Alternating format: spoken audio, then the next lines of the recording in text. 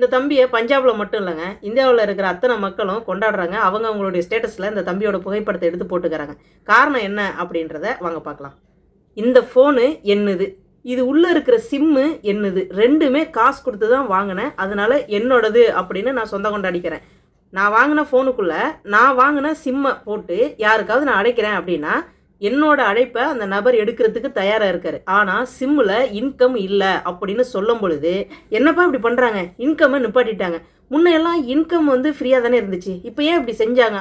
வேலைக்கு போயிட்டு ரீசார்ஜ் பண்ணணும்ப்பா, இன்றைக்கி பைசா இல்லை அப்படின்னு புலம்பலில் இருக்கிற எத்தனையோ வாய்ஸுகளை நம்ம கேட்குறோம். ஆனால் அவங்க அத்தனை பேருக்கும் இன்னைக்கு நிலைமைக்கு இந்த ஃபோனு சிம்மு ரெண்டுமே ரொம்ப முக்கியம். ஏன்னா ஆதார் இருந்தால் போதும், ரேஷன் கார்டு இருந்தால் போதும், அது இருந்தால் போதும், இது இருந்தால் போதும்னு ஒரு காலத்தில் சொன்னாங்க. அப்போல்லாம் ஓகேவாக இருந்தது. ஆனால் இப்போ நம்மளுடைய சிம் ஆக்டிவில் இருந்தால் மட்டும்தான் எல்லாத்தையும் நம்ம கண்ட்ரோலாக பார்த்துக்க முடியும். அதாவது உதாரணத்துக்கு நம்மளுடைய பேங்க்கில் நம்மளுடைய அக்கௌண்ட்டில் யாராவது தேவையில்லாமல் பணம் எடுக்கிறாங்க, இல்லை ஏதோ ஒன்று பண்ணிடுறாங்க அப்படின்னா இதுக்கு ஓடிபி வந்தால் நம்மளால் கண்டுபிடிக்க முடியும். அப்படி இல்லைன்னா நம்மளால் முடியாது. அப்படிங்கிற மாதிரியான சூழலில் கொண்டு நிப்பாட்டினதும் அவங்க தான். ஃபோன் மட்டும் வாங்க, சிம் கார்டு நாங்கள் ஃப்ரீயாக தரோம், நீங்கள் எவ்வளோ நாள் வேணாலும் இன்கமிங்க்கு யூஸ் பண்ணிக்கலாம் அப்படின்னு சொன்னதும் அவங்க தான்.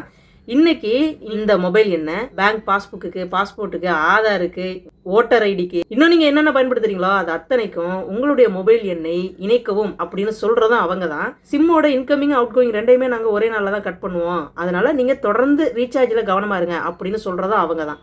உறவுகளே, இதை என்ன செய்கிறது, இதை எப்படி தடுக்கிறது அப்படின்னு ஒருத்தருக்கு ஒருத்தர் நமக்குள்ளாராகவே பேசி பேசி புலம்பிக்கிட்டு இருக்க இந்த சூழலில் பஞ்சாபை சேர்ந்த 37 வயது அரசியல்வாதி ராகவ் சதா இந்த கேள்வியை எங்கே கேட்கணுமோ, அதாவது பெரிய பெரிய தலைகளை பார்த்து நேரடியாக நம்மளுடைய மனசில் இருக்கிறத கேட்டே ஆகணும் அப்படிங்கிற அந்த இடத்துல வச்சு கேட்குறாப்ல அப்படின்னா அந்த தம்பியை இந்தியாவில் இருக்கிற அத்தனை பேரும் கொண்டாடுறதுல என்னங்க தப்பு?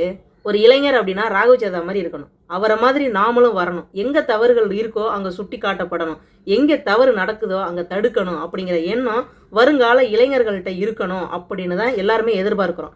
அங்கே அந்த கேள்வியை கேட்ட அந்த தம்பியை ஒரு முன் உதாரணமாக நம்ம எடுத்துக்கிட்டு நாம் நம்மளுடைய பங்குக்கு ஏதாவது செய்யணும், என்ன நல்ல விஷயங்கள் செய்யலாம் அப்படின்னு சிந்திக்கிறது தான் இன்றைக்கு இருக்கக்கூடிய இளைஞர்களுக்கு தேவையான ஒன்று அப்படிங்கிறத இந்த இடத்துல நான் கருத்தாக பதிவு பண்ணிக்கிட்டு உங்களுடைய கருத்து என்ன அப்படிங்கிறத கமெண்ட்டில் பதிவு பண்ணுங்கள். நம்ம கமெண்ட்டை நிறைய பேர் படிக்கிறாங்க அப்படிங்கிறதுனால தெரியாத விஷயங்களை தெரிஞ்சுக்கிறதுக்கு இந்த தளம் ஒரு வாய்ப்பாக இருக்கட்டும் அப்படின்றத தெரியப்படுத்தி மீண்டும் அடுத்த ஒரு நல்ல பதிவில் உங்களை நான் சந்திக்கிறேன். நன்றிங்க.